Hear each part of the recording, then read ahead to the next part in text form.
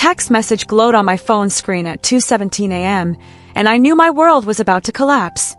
Tina, there's something you need to know about Marcus. Meet me for coffee tomorrow. Ashley. I sat up in bed, my heart hammering against my ribs as Marcus slept peacefully beside me, his face serene in the blue light from my phone. This was the same face that had whispered, "I love you," 6 hours earlier, the same hands that had held mine during dinner, promising we'd move in together next month. The same man who, according to his ex-girlfriend Ashley, had apparently been living a double life for our entire 8-month relationship. My name is Tina Williams, I'm 26 years old, and until that moment, I'd believed I was dating the most genuine, caring man I'd ever met. Marcus Chen was a pediatric nurse who volunteered at animal shelters, quoted poetry, and cried during romantic movies. He remembered my coffee order, sent me good morning texts, and had introduced me to his parents within 3 months of dating. He was everything I'd ever wanted in a partner: thoughtful, emotionally available, ambitious but not consumed by work. But Ashley's message suggested that everything I knew about Marcus was carefully constructed fiction. I couldn't go back to sleep. Instead, I lay there replaying every moment of our relationship, searching for clues I'd missed. Had his stories about his childhood been consistent? Why had I never met any of his longtime friends?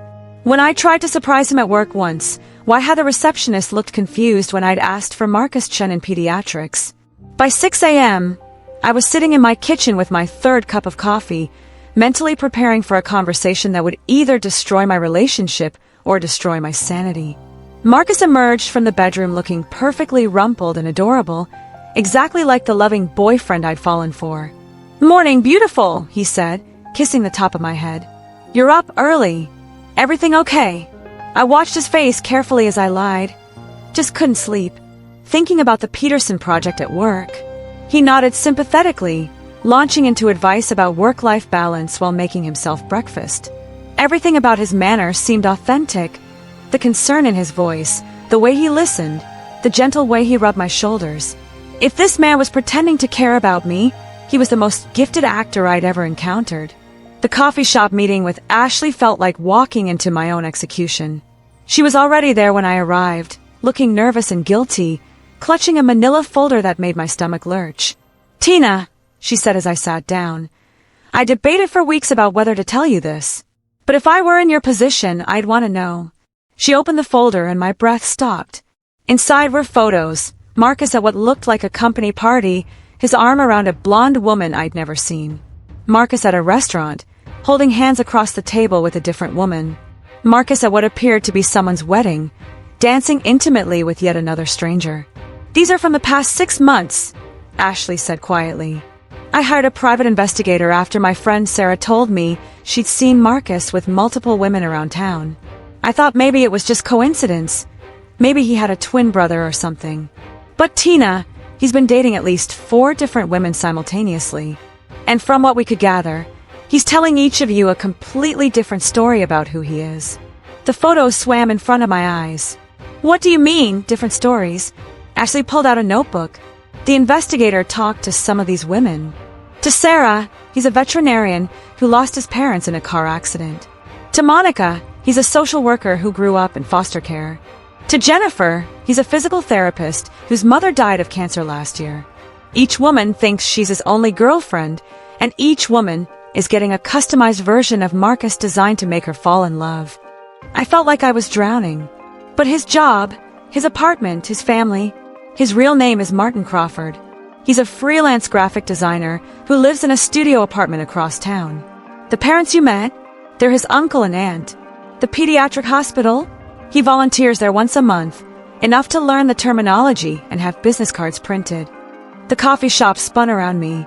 For 8 months, I'd been in love with a character in a play, not a real person. Every intimate moment, every shared dream, every time I felt deeply seen and understood, it had all been performance art. "Why?" I whispered, the only word I could manage. Ashley's expression was pained. From what the investigator pieced together, Martin creates these elaborate personas to attract different types of women. He studies what each woman wants and becomes that person. It's like he's running multiple relationship experiments simultaneously. I thought about how Marcus had seemed to intuitively understand my love of rescued dogs, how he'd known exactly what to say when I'd had the fight with my sister, how perfectly he'd fit into the boyfriend-shaped hole in my life. None of it had been intuition or compatibility. It had been research and manipulation. "How long have you known?" I asked. 3 weeks. I kept hoping I was wrong, that there was some explanation. "But Tina, there's more." She hesitated. "According to the investigator, you're not the first group of women he's done this to. He seems to rotate every year or so, disappearing from one set of relationships and starting fresh with new identities." I excused myself and barely made it to the bathroom before vomiting. When I returned to the table, Ashley was looking at me with the kind of pity that makes you want to disappear. "I'm so sorry," she said, "but you deserve to know the truth." Driving home, I felt like I was floating outside my own body. How do you process the discovery that the person you love doesn't actually exist? That every moment of connection was calculated manipulation? That your own judgment about people, something you'd always trusted, had been so catastrophically wrong? The worst part wasn't even the betrayal. It was the realization that I had no idea who I really was if I could be so completely fooled. If Marcus could study me and become exactly what I wanted, what did that say about my ability to recognize authentic love? What did it say about me that I'd fallen for a performance? When I got home, Marcus was gone, off to his fake job or his real job or another date with another victim. I sat in our living room, which I now realized was entirely my apartment that he'd gradually colonized, and stared at all the evidence of our relationship. Photos of us laughing together, gifts he'd given me, books he'd recommended that had seemed to reveal deep insights into his soul. All of it was fake. Every memory was contaminated. Every feeling I'd had was based on lies. But the most terrifying realization was still coming. If I couldn't tell the difference between authentic love and skilled manipulation, how would I ever trust anyone again? How would I ever trust myself? The woman I'd been that morning, confident in her relationship, secure in her judgment, excited about her future, was gone. In her place sat someone who didn't know anything about anything, least of all how to tell the difference between a man who loved her and a man who was studying her. I needed help, but I had no idea where to find it. The confrontation with Marcus 2 days later was somehow worse than discovering his lies. I'd spent 48 hours rehearsing what to say, how to present the evidence, how to demand answers. But when I finally showed him the photos and investigator's report, his response was masterful manipulation disguised as vulnerability. "Tina," he said, his eyes filling with tears that looked completely genuine, "I can't believe Ashley would hire someone to spy on me. Yes, I've been seeing other people, but we never said we were exclusive. I thought you understood that I was still figuring out what I wanted." The gaslighting was so smooth I almost believed him for a moment. "Marcus, you introduced me to your parents. You said you loved me. We made plans to move in together." "I do love you," he said, reaching for my hands. "You're the most important person in my life. But love doesn't mean ownership, right?"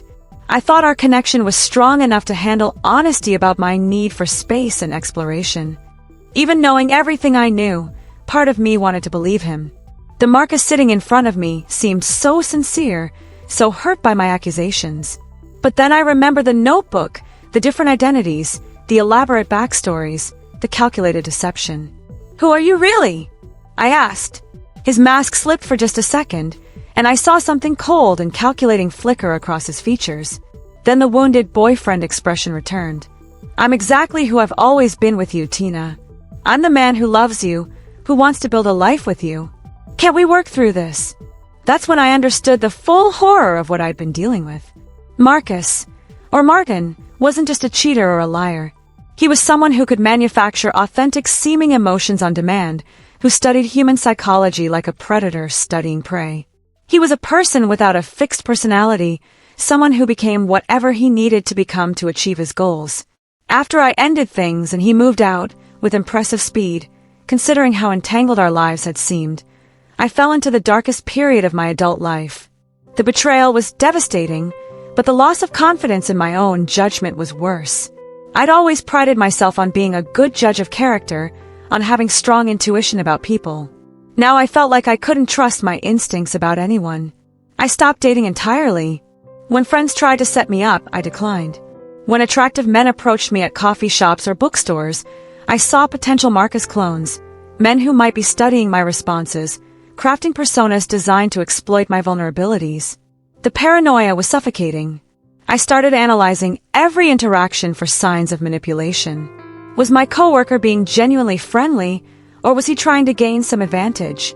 Was the barista at my regular coffee shop actually remembering my order out of kindness, or was she working towards some larger tip? I live in a world where everyone seemed potentially deceptive, where authentic connection felt impossible to distinguish from skilled performance. 3 months after the breakup, my sister Caroline staged what she called an intervention, but felt more like an ambush.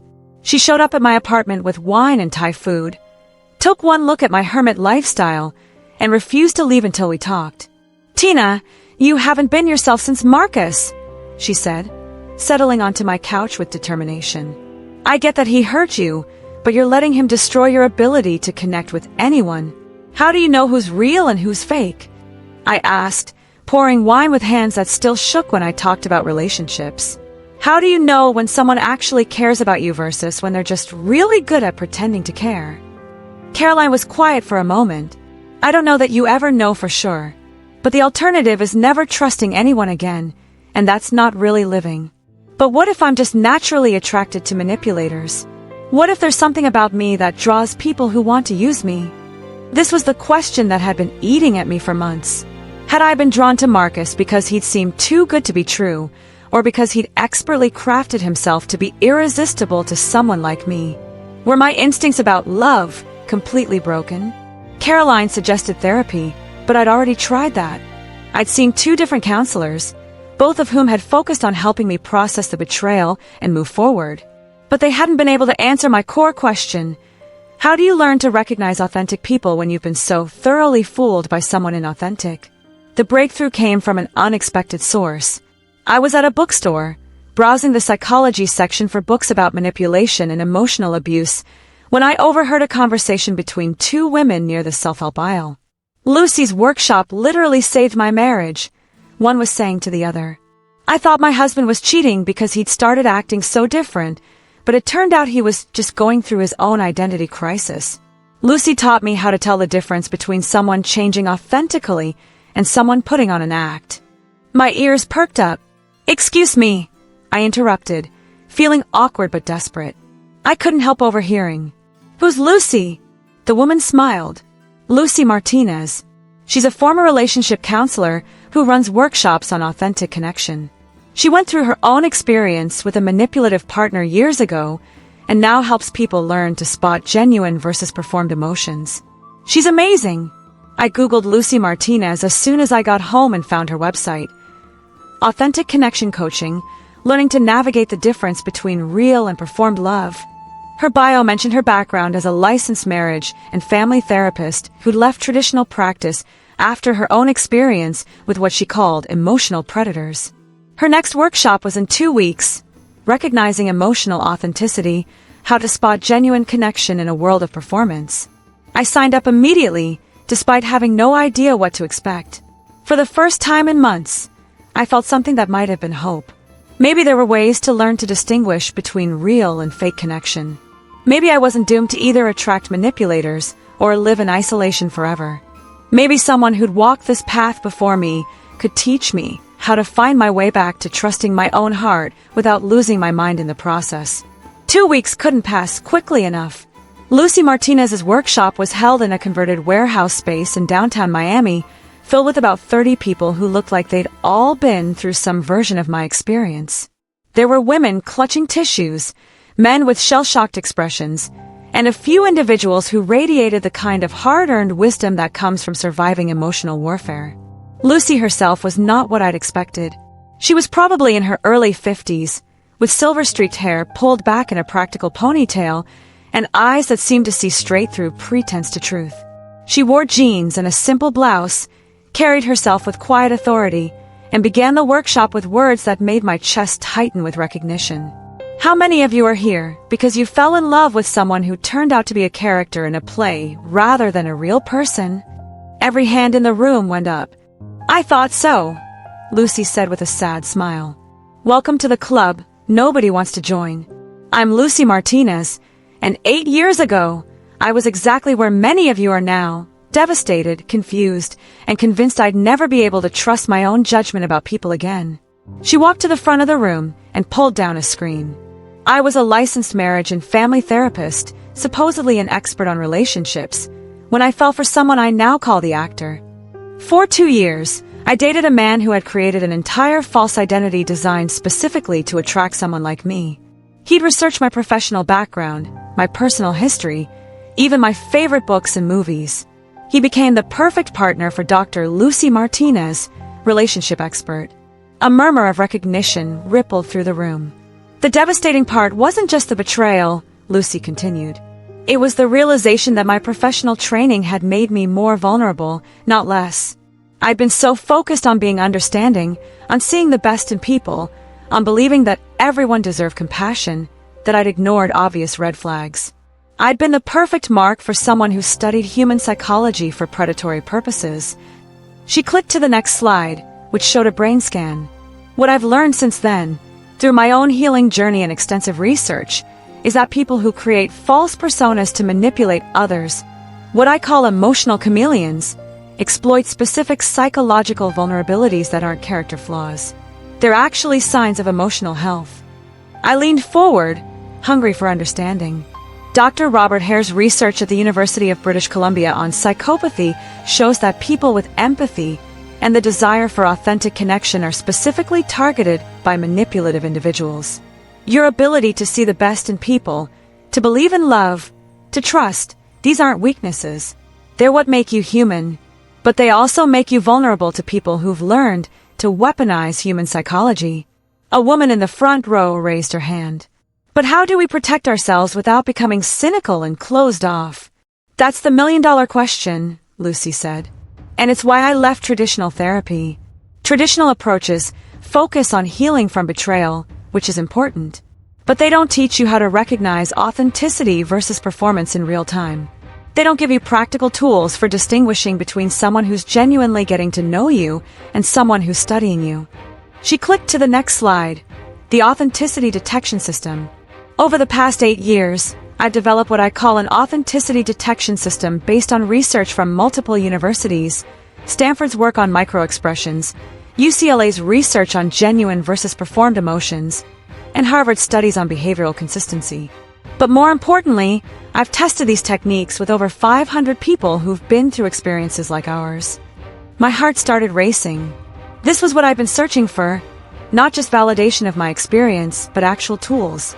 The first principle, Lucy said, is understanding the difference between emotional mirroring and emotional manipulation. Healthy people naturally mirror emotions to some degree. It's how we build rapport and empathy. But emotional chameleons take this to an extreme. They don't just mirror your emotions, they mirror your entire value system, your dreams, your fears, your specific psychological needs. She looked around the room. How many of you felt like your manipulative partner understood you better than anyone ever had? Almost every hand went up, including mine. That's the red flag we're trained to ignore, Lucy said. In healthy relationships, understanding develops over time through shared experiences and genuine communication. In manipulative relationships, understanding appears almost instantly because the other person is reflecting back carefully researched information about what you want to hear. A man in the back row spoke up. But how do you tell the difference in the moment? When someone seems to understand you perfectly, it feels like a miracle, not a warning sign. Lucy nodded. Exactly. That's why I developed what I call the consistency timeline. Authentic people reveal themselves gradually and consistently across different contexts. Performers reveal themselves perfectly, but only in controlled circumstances. She handed out worksheets. I want everyone to think about your manipulative relationship and map it against this timeline. Look at these specific markers. How quickly do they seem to get you? How much did you learn about their authentic self versus how much they seem to learn about yours? When you try to go deeper into their history or emotions, what happened? When you interacted with them around their friends, family, or colleagues, were they the same person? As I filled out the worksheet, patterns emerged that made my stomach clench. Marcus had understood me immediately, too immediately. He'd known exactly what to say about my relationship with my family, my career ambitions, my insecurities. But when I tried to understand him more deeply, he'd always redirect the conversation back to me or given answers that felt scripted rather than spontaneous. The second principle, Lucy continued, is recognizing emotional labor imbalance. Authentic relationships involve mutual emotional investment. Both people are working to understand and support each other. In manipulative relationships, one person is doing all the authentic emotional work while the other is performing emotional responses. She clicked to a new slide showing research from Dr. Kristen Neff at the University of Texas. Studies on emotional labor in relationships show that when one partner is consistently more emotionally available, more curious about the other's inner world, more willing to be vulnerable, the relationship is either very new or very problematic. Healthy long-term relationships have reciprocal emotional investment. I thought about how I'd shared everything with Marcus, my childhood trauma, my fears about my career, my dreams for our future together. In return, he'd shared what seemed like intimate details about his life, but they'd all been stories rather than ongoing emotional realities. I'd never seen him process a difficult emotion in real time, never watched him work through a problem, never witnessed him being genuinely vulnerable about something happening in the present moment. The third principle is behavioral consistency across contexts. This is where Dr. Paul Ekman's research on microexpressions becomes crucial. Authentic people have slight variations in their personality across different situations, but their core emotional patterns remain consistent. Performers have dramatic personality shifts depending on their audience. A woman near me raised her hand. What if you never saw them in different contexts? My ex made sure I only interacted with him in carefully controlled situations. That's actually a red flag itself, Lucy said. Authentic people naturally integrate their various relationships and contexts. They introduce you to their friends, bring you into their work world, include you in their family dynamics. People who compartmentalize their lives are often compartmentalizing because different people know different versions of them. As the workshop continued, Lucy introduced us to specific techniques: how to recognize genuine versus performed empathy, how to spot emotional mirroring versus emotional reciprocity, how to identify love bombing versus authentic romantic intensity.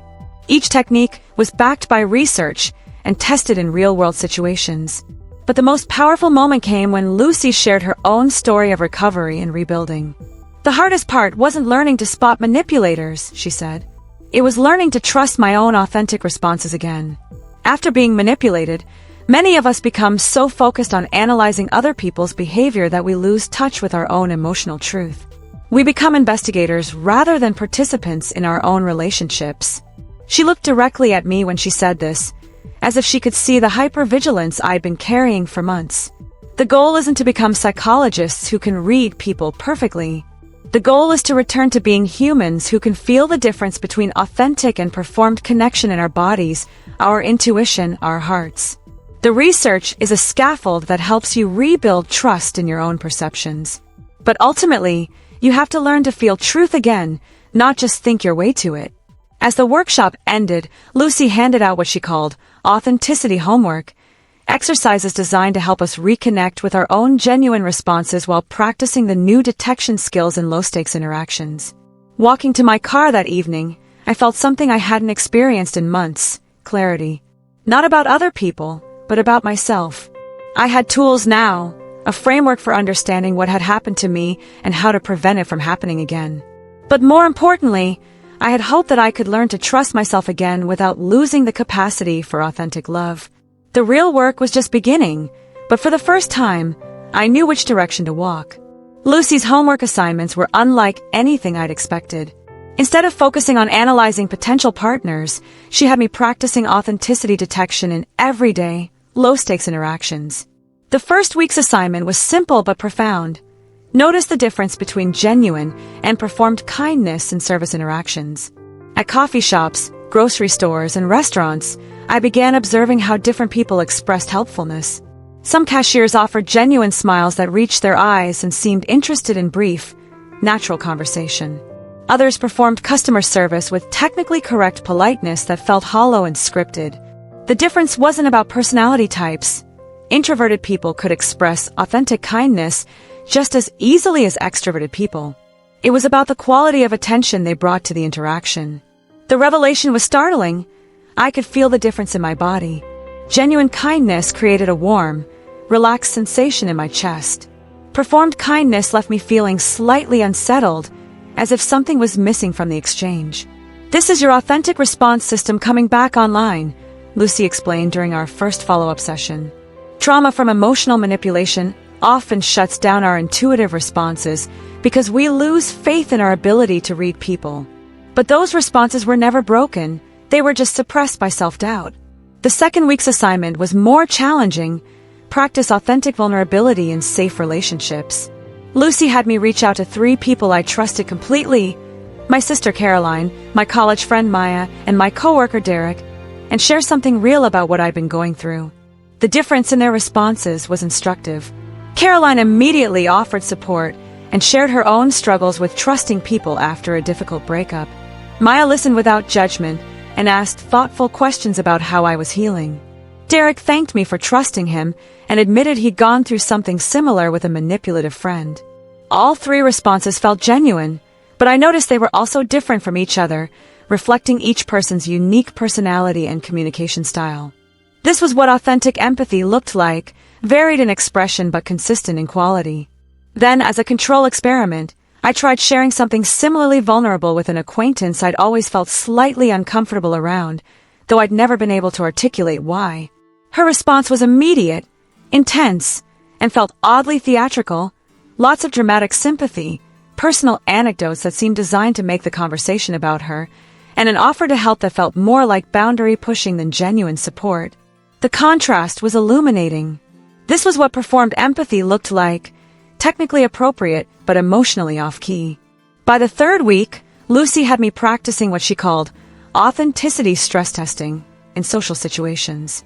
At a friend's birthday party, I observed how different people interacted with the birthday girl, with mutual friends, and with strangers. Some people were consistently themselves across all interactions, maybe quieter with strangers and more animated with close friends, but fundamentally the same personality. Others seemed to shift dramatically depending on their audience, becoming almost different people in each conversation. One man in particular caught my attention because he reminded me of Marcus. He was charming and attentive with everyone, but his charm felt calculated rather than natural. When talking to the artistic friends, he emphasized his creative side.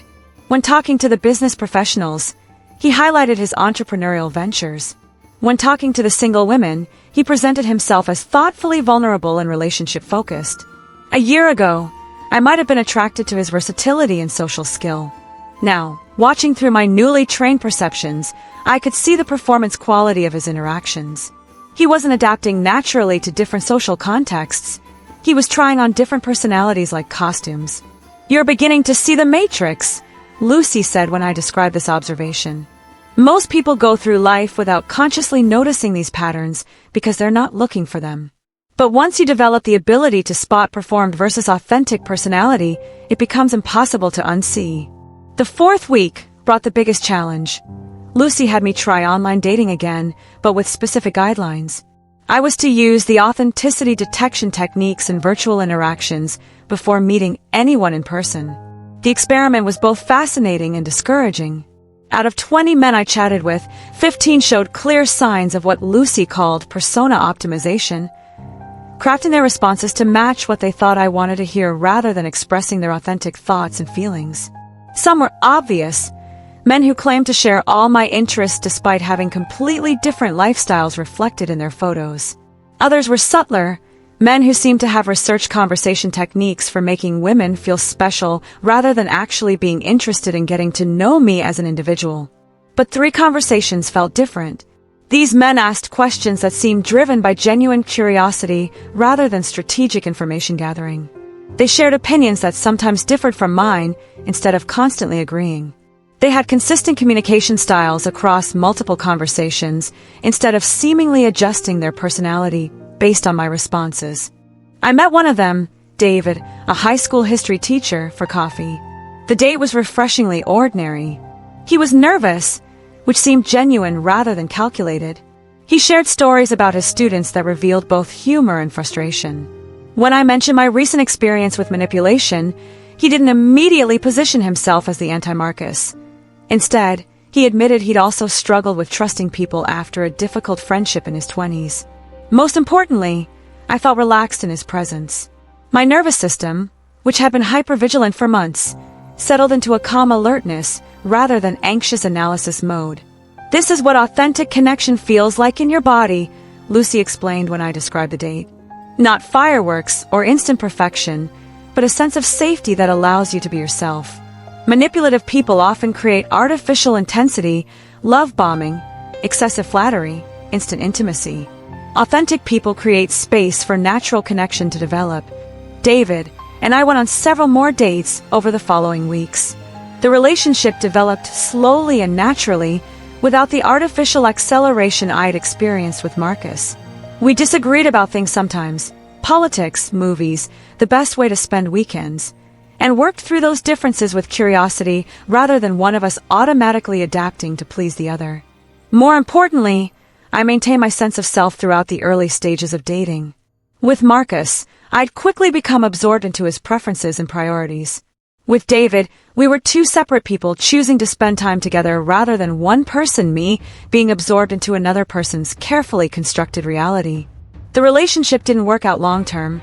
We realized after a few months that we wanted different things from life, but ending it felt completely different from the Marcus experience. Instead of devastation and self-doubt, I felt grateful for the time we'd spent together and confident in my ability to make healthy relationship decisions. This is what success looks like, Lucy said during our 3-month follow-up session.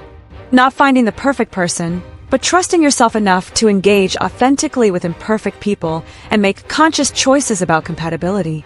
I'd learned to feel the difference between authentic and performed connection. More importantly, I'd learned to trust my own authentic responses again. The hypervigilance was fading, replaced by confident intuition. But the most significant change was internal. I no longer feared being fooled again because I trusted my ability to recognize and respond appropriately to whatever I encountered. The woman who'd been destroyed by discovering Marcus's lies was gone, replaced by someone who could navigate complex human relationships with both openness and wisdom. 2 years after that devastating 2:17 a.m. text message, I found myself standing in the same converted warehouse where Lucy had first taught me to distinguish between authentic and performed love. But this time, I wasn't in the audience. I was co-facilitating a workshop called Rebuilding Trust After Emotional Manipulation. The room was filled with 35 people carrying the same shell-shocked expressions I'd worn 2 years earlier. As I looked out at them, I saw my former self reflected in their faces. The confusion, the self-doubt, the desperate need to understand how they'd been so thoroughly deceived. How many of you are here because you fell in love with someone who turned out to be playing a character rather than being themselves? I asked, echoing Lucy's opening question from my first workshop. Every hand went up, just as mine had 2 years earlier. I'm Tina Williams, I continued, and I'm here because 3 years ago, I spent 8 months in love with a man named Marcus who was actually named Martin, who wasn't a pediatric nurse but a graphic designer, who didn't grow up in the family I met, and who was simultaneously dating at least 3 other women while crafting a completely different identity for each of us. I saw recognition flicker across several faces, that particular blend of humiliation and relief that comes from realizing you're not the only person who's been so completely fooled. The man I fell for studied me like a research project and became exactly what I needed him to be. He was patient when I needed patience, adventurous when I craved excitement, emotionally available when I'd been starved for connection. He was perfect for me because he designed himself to be perfect for me. A woman in the third row raised her hand. How did you ever trust anyone again? It was the same question I'd asked Lucy 2 years earlier, and now I had an answer born from experience rather than theory. I learned the difference between trusting blindly and trusting wisely, I said. Blind trust assumes everyone is authentic and has good intentions. Wise trust recognizes that authenticity exists on a spectrum and learns to feel the difference between genuine and performed connection. I clicked to the first slide of the presentation Lucy and I had developed together. Dr. Robert Hare's research shows that about 1% of the population meets the clinical criteria for psychopathy. But Dr. Martha Stout's work at Harvard suggests that up to 4% of people regularly engage in manipulative behavior that causes significant harm to others. That means most people you meet will be genuinely authentic, but a small percentage will be skilled at emotional manipulation. The goal isn't to become suspicious of everyone, Lucy added, taking over the presentation. It's to develop what we call calibrated openness, the ability to remain open to authentic connection while recognizing the signs of manipulation early enough to protect yourself. Over the next 4 hours, we walked the group through the same techniques that had saved my emotional life, recognizing emotional labor imbalances, spotting behavioral inconsistency across contexts, feeling the difference between mirroring and manipulation, and most importantly, learning to trust their own authentic responses again. But the most powerful part of the workshop was always the story-sharing session. One by one, participants described their experiences with emotional manipulation, and the patterns were remarkably consistent across genders, ages, and backgrounds. James, a 34-year-old accountant, had fallen for a woman who'd crafted different personalities for her various dating app matches, studying their profiles and becoming their ideal partner. She knew exactly what to say about my divorce, my relationship with my kids, my career struggles. It was like she'd written a manual on how to date James specifically. Maria, a 42-year-old teacher, had been manipulated by a coworker who'd built an elaborate friendship based on researching her interests and vulnerabilities. She positioned herself as the person I could always talk to about problems with other colleagues, but I later realized she was using that information to undermine me professionally while positioning herself as my supporter. Sarah, a 26-year-old nurse, had experienced what she called friendship manipulation, a woman who'd studied her social media posts and crafted a personality designed to become Sarah's best friend, only to gradually exploit her financially and emotionally. The reason these experiences are so devastating, I explained during the afternoon session, isn't just the betrayal. It's the way they make us question our ability to recognize authentic connection. But here's what I've learned. Your instincts weren't wrong about wanting that kind of understanding and compatibility. Your instincts were wrong about accepting it without questioning its source. During the break, a young man named Alex approached me privately. I'm struggling with dating apps because I keep analyzing every conversation for signs of manipulation.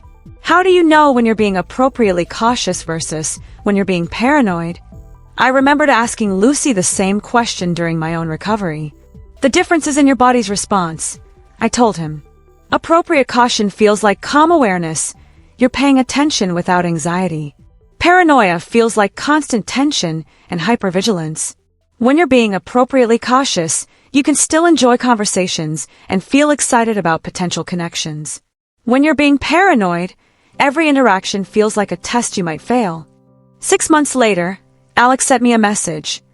He'd met someone through a mutual friend, taken time to get to know her naturally, and was in a healthy relationship built on authentic connection rather than instant perfection. These success stories had become my favorite part of the work Lucy and I were doing together. We'd helped over 400 people rebuild their ability to trust wisely, and the ripple effects extended far beyond romantic relationships. People were making better friendships, professional relationships, and most importantly, they were trusting themselves again. The final session of every workshop always ended the same way. Participants wrote letters to their future selves, promising to remember what they'd learned about authentic connection. As I watched this group write their letters, I thought about the letter I'd written 2 years earlier in the same room. Dear future Tina, you survived something that felt impossible to survive. You learned to trust again without losing your wisdom. You turned your worst experience into your greatest strength. Remember that authentic love doesn't require you to lose yourself. It helps you find yourself. That letter had been prophetic in ways I couldn't have imagined. Not only had I learned to recognize authentic connection, but I'd found my life's work helping others do the same. The woman who'd been devastated by Marcus's lies had been transformed into someone who could spot emotional manipulation from across a room, but more importantly, someone who could feel the warmth of genuine human connection in her bones. 3 months after that workshop, I met someone who would change my understanding of love completely. His name was Jonathan, and he was nothing like the perfect fantasy Marcus had created for me. He was awkward sometimes, had strong opinions that didn't always match mine, and came with the beautiful complexity of a real human being who lived an actual life. Our first conversation was refreshingly imperfect. He interrupted me once, admitted he was terrible at small talk, and asked genuinely curious questions about my work that sometimes revealed he didn't understand psychology as well as he thought he did. But here's what made all the difference. I felt calm in his presence. My nervous system, finely tuned after years of learning to distinguish authentic from performed connection, registered safety. Not the artificial safety of someone telling me everything I wanted to hear, but the genuine safety of someone brave enough to be imperfect in front of me. We've been together for 8 months now, and our relationship continues to unfold naturally rather than being scripted by someone's manipulation manual. We disagree sometimes. We're both still healing from past relationships, and neither of us is anyone's perfect fantasy. But we're real, and we're choosing each other from a place of authentic connection rather than manufactured compatibility. The night I'm writing this, Jonathan is in the kitchen making tea while I finish preparing materials for tomorrow's workshop. He's humming off-key, which used to annoy me but now makes me smile because it's so genuinely him. "How was your day?" he asks, bringing me chamomile tea in the mug I actually prefer, not the mug someone researched I should prefer. I help 12 more people learn the difference between love and performance art, I tell him. He kisses the top of my head, a gesture that's become natural over months rather than calculated from the beginning. That's my girl, saving the world one authentic connection at a time. As I settle into bed tonight, I think about the woman I was 3 years ago, so naive about the difference between genuine and performed love, so trusting of surface-level charm, so hungry for connection that I mistook manipulation for intimacy. That woman had to be broken completely before she could be rebuilt into someone who knew the difference between a person who loves you and a person who studies you. It was the most painful education of my life, but also the most valuable. Now I help others navigate that same transformation, turning their deepest wounds into their greatest wisdom. Because here's what I've learned. Some people will try to become what they think you want instead of showing you who they actually are. But when you learn to feel the difference, when you develop the ability to recognize authentic human connection in a world full of performance, you become immune to even the most skilled emotional manipulation. More importantly, you become capable of the kind of love that doesn't require anyone to pretend to be someone they're not. And that, I've discovered, is the only kind of love worth having.